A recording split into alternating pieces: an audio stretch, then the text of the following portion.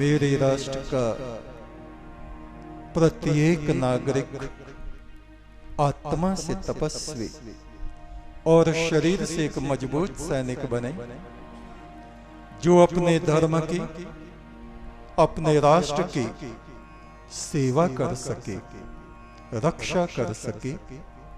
एक तू सच्चा, तेरा नाम सच्चा। श्रद्धा को ही श्राद्ध कहा जाता है। ये श्राद्ध पक्ष चल रहे हैं। पितरगण उन्हीं को नहीं कहते जो हमारे पूर्वज पितामह, उनके पिता मर गए। वे तो हैं ही पूर्वज हमारे, किंतु संसार में जो भी वृद्ध पुरुष हैं, चाहे वे हमारे घर में हैं, चाहे पड़ोस में हैं, चाहे दूसरे देशों में हैं, कहीं भी हैं, उनके साथ जो हम व्यवहार करते हैं, वो व्यवहार ऐसा नहीं होना चाहिए कि वो हमारे व्यवहार से असंतुष्ट हों, नाराज हों, परेशान हों, पीड़ा से भर जाएं। वृद्ध पुरुषों के सामने कभी क्रोध में भर के नहीं बोलना चाहिए। उनकी बातों को टाल मटोल नहीं करना चाहिए। जो कह रहे हैं उसको बड़े ध्यान से सुने, उनके आशीष हम प्राप्त करें। इस श्रद्धा का समावेश जब हमारे भीतर होता है तो हमारे सामने जो वृद्ध पुरुष हैं वे ही देवताओं के जैसे हमें दिखने लगते हैं। जिनकी बीमारियां ठीक नहीं होती, दवाई खा रहे हैं, सालों साल हो गई, उस बीमारी को दूर करने का एक अचूक उपाय है। जो वृद्ध पुरुष हैं उनके चरण स्पर्श करें और उनका हाथ अपने मस्तक पे रखवाएं, प्रतिदिन रखवाएं। आप इस प्रयोग को करके देखें और आप देखेंगे आपकी बीमारी धीरे धीरे धीरे धीरे कम और फिर नष्ट हो गई है। अग्नि जैसे कूड़े कबाड़ को जला देती है, ऐसे ही वृद्ध पुरुषों के आशीष हमारी पीड़ाओं को, बीमारियों को नष्ट कर देते हैं। जिस घर में वृद्धों का आशीष नहीं होता, चाहे वो वृद्ध माताएं हों या वृद्ध पुरुष हों, उस घर में कभी सुख शांति नहीं होती। उस घर में रहने वाले नवयुवक परेशान हाल डोलते रहते हैं। चाहे उन पे कितनी संपदा हो जाए, उनको कभी भी आत्मा में शांति रूपी संपदा की प्राप्ति नहीं होती। पितरपक्ष, ये पितृपक्ष चल रहा है। जो हमारे गुरुजन हैं वे भी पितर हैं। जो हमारे पिता की आयु जैसे हैं, जो हमारे पिता जैसे हैं, वो भी पितर कहलाते हैं। उनका हमेशा हमें आदर सत्कार करना चाहिए। सत्कार को ही हमारे समाज में बाद में हत्कार कहने लगे। आज तेरे दादाजी का दिन है, आज की तिथि में वो मरे थे, आज उनकी हत्कार। हत्कार माने सत्कार। तारों की छांव में सुबह सुबह भोजन बनाओ, भोजन निकालो, ये हत्कार निकल रहे। हत्कार नहीं, सत्कार। उनका सत्कार, उनकी महान देन, हमारे बुजुर्ग जिनके कारण से हम लोग इस गति को पहुंचे हैं, कल्याण और जीवन में उच्चता को हमने प्राप्त किया है, जिनकी कृपा से शरीर, शिक्षा, संस्कार हमें मिले, उनके प्रति श्रद्धा को ज्ञापन करना बहुत आवश्यक होता है। जब हमसे पितरगण संतुष्ट होते हैं तो स्वर्ग के देवता भी हमसे संतुष्ट होते हैं। हमारा मस्तक हमारे पिता के चरणों में, हमारे पिता का मस्तक उनके पिता के चरणों में, उनके पिता का मस्तक उनके पिता के चरणों में। ये पिताओं की श्रृंखला चलते चलते चलते कहां तक जाती है, आप विचार करें। महापुरुषों में, ऋषियों में, देवगणों में और अंत में परम ब्रह्म परमात्मा में।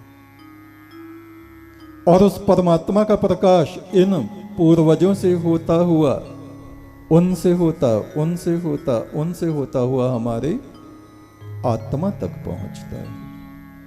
इसको पितृयान कहा जाता है। और देवयान, दिव्य पुरुषों का मार्ग, देवताओं का मार्ग,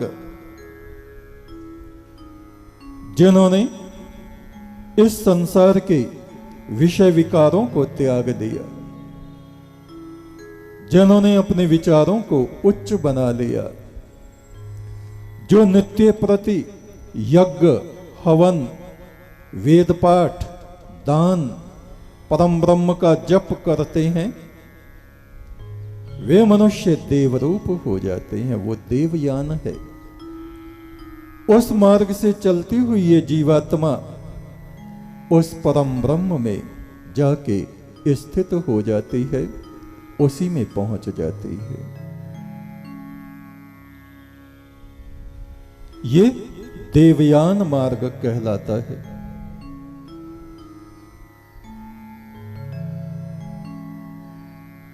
ऋग्वेद के ऋषि कह रहे हैं, ओम स नः पितेव सोनवे अग्ने सुपायनो भव।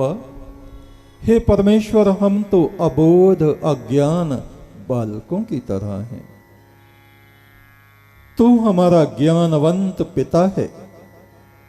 और पिता सूर्य की तरह प्रचंड होता है। वो डांट फटकार भी करता है। वो हमें कठोर रास्तों पर चलना सिखाता है। वो हमें बुराइयों की तरफ से बचाता है, हमें प्रताड़ित भी करता है। उसका मार्ग अग्निपथ है, क्योंकि वो स्वयं अग्निपथ से गुजरे हैं। संसार की कठोरताओं को उन्होंने देखा है। वो पिता चाहते हैं हमारे बच्चे केवल कागज के घोड़े बन के ना रह जाएं, शक्तिहीन ना हो जाएं, बलहीन ना हो जाएं, मतिहीन ना हो जाएं। इनको वो सब कुछ प्राप्त होना चाहिए जो हमने अर्जित किया, और जो हम अर्जित नहीं कर सके उसको भी हमारे बच्चे प्राप्त करें। एक पिता अपने पुत्र को योग्य परम योग्य बनाना चाहता है, और माता चंद्रमा की तरह शीतल ममता से भरी हुई होती है। वो उस बच्चे को अपनी गोद में समेटती है, उसके आंसू को पोंछती है। कोई बात नहीं, तेरे पिता हैं, तेरे हित के लिए कहते हैं ना, उनकी बात तुझे माननी चाहिए। जैसा वो कहते हैं वैसा ही कर। सचस्व नः स्वस्तये। हे परमात्मा, हमारा मंगल किस बात में है? बालकों की तरह हम नहीं जानते, हम तो जिद लगा के बैठ जाते हैं। तू सब कुछ जानता है, तू हमारे जीवन को मंगल पथ पर ले चल, कल्याण के मार्ग पर ले चल। महादेव शिव ब्रह्मपुत्र नदी के तट पर बैठे हुए बहते हुए जल के प्रवाह को देख रहे हैं। उनका शिष्य नंदी उनके चरणों में बैठा हुआ उनकी चरण सेवा कर रहा है। शिव ने कहा, नंदी, तुम्हारे बहुत से जन्म हो चुके, बहुत से तुम्हारे जन्मों के विषय में हमने तुम्हें बताया है, एक और अपने पिछले जन्म के विषय में सुनो। नागपट्टनम साम्राज्य में गरुड़ ध्वज नाम का राजा राज्य करता था। उसके यहां जो राजपुरोहित था, बड़ा धर्मात्मा, धर्मनिष्ठ, प्रजा और राजा का हितकारी था। राजा के यहां अच्छे बुरे सब प्रकार के लोग रहते हैं। जो सेनापति था उसकी दृष्टि राज्य सिंहासन पे थी। राजा का एक ही पुत्र था जिसको अगला राजा बनना था। सेनापति ने उन पिता पुत्रों के बीच में द्वेष पैदा करा दिया। उसकी बातें उससे, उसकी बातें उससे लगा के, झूठी चुगली लगा के दोनों में बैर भाव पैदा करा दिया। और हालत यहां तक हुई, सेनापति ने राजा को भड़काया, महाराज आप नहीं जानते, आपका पुत्र आपके मृत्यु के लिए षड्यंत्र रच रहा है। बहुत से राजा ज्ञानवंत भी होते हैं और बहुत से दुर्बुद्धि वाले भी होते हैं, कच्चे कान के होते हैं, जिसने जो कहा वो ही मान लिया। राजा को चाहिए सत्य और असत्य की सही तरह से परख करे, जांच करे, उसके बाद ही कोई निर्णय उसको लेना चाहिए। आवेश में लिया हुआ निर्णय, केवल एक व्यक्ति की सुनी हुई बात, उसमें कभी कल्याण नहीं होता। हो सकता है वो सेनापति उसका विनाश ही चाह रहा हो, फिर भी राजा ने अपने पुत्र को और उसकी पत्नी को, दोनों को राज्य से निष्कासित कर दिया, देश निकाला दे दिया। चलते चलते दोनों ऋषियों के आश्रम में चले गए और बहुत समय उन्होंने वहां व्यतीत किया। उस राजकुमार का एक बड़ा अजीब सा स्वभाव था। कुछ खाने को मिलता अकेला ही खा लेता, अपनी पत्नी की बात पूछता नहीं। एक दिन कहीं से चावल मिले, दूर पेड़ के नीचे जाके बैठ गया और उनको अकेला अकेला खा रहा है। उसकी पत्नी दूर से देख रही और एक तरफ को हट गई।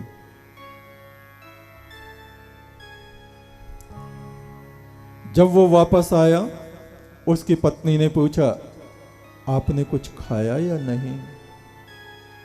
कहा, कहां, मेरे पास कुछ था ही नहीं, क्या खाता? झूठ। उसकी पत्नी ने सोचा, ये मेरा कैसा पति है, जरा जरा सी बात पे झूठ बोलता है, ये भी कोई बात है? मैं कितना इसका ध्यान रखती हूं और ये जरा से चावलों के ऊपर झूठ बोल देता है, कहीं मुझे ना देने पड़ जाए, अकेला खा जाता है। स्वभाव, राजा के यहां जन्म तो ले लिया, लेकिन हृदय और बुद्धि बड़ी संकीर्ण इसको मिली।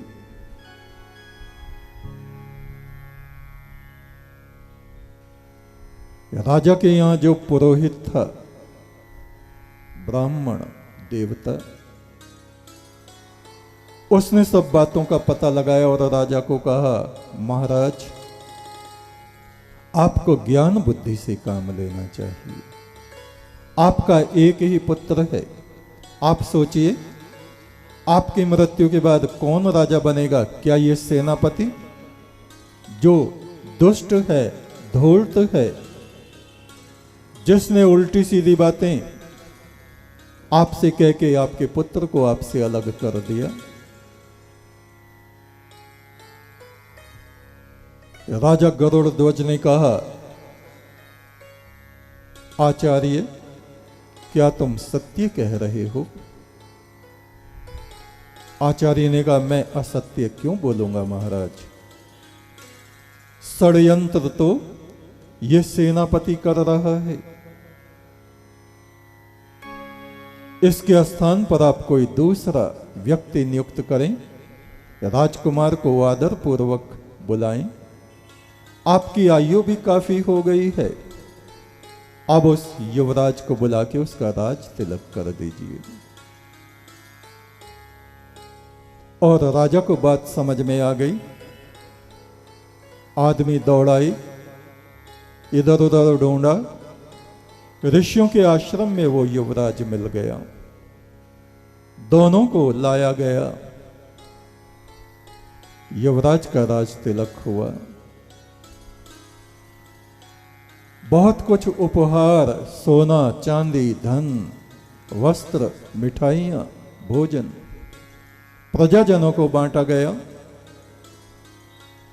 कई दिन बाद आचार्य ने राजरानी से कहा, उस युवराज की पत्नी से, महारानी